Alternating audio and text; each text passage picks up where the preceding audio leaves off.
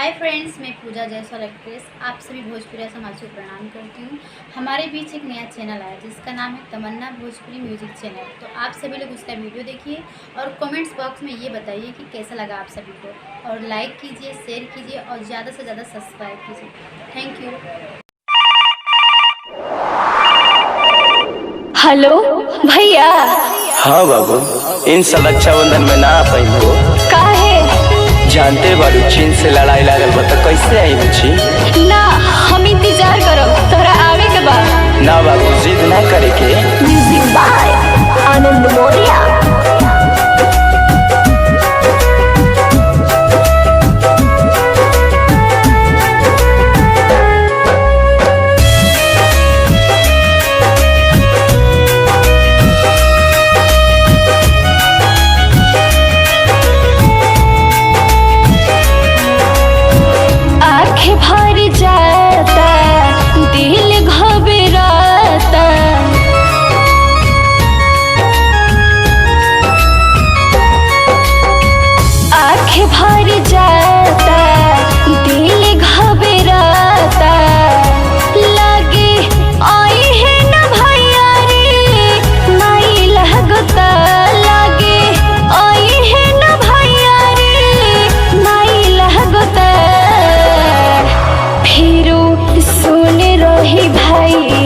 कलाही लगता ओसो सुने रही भाई के कलाही लगता।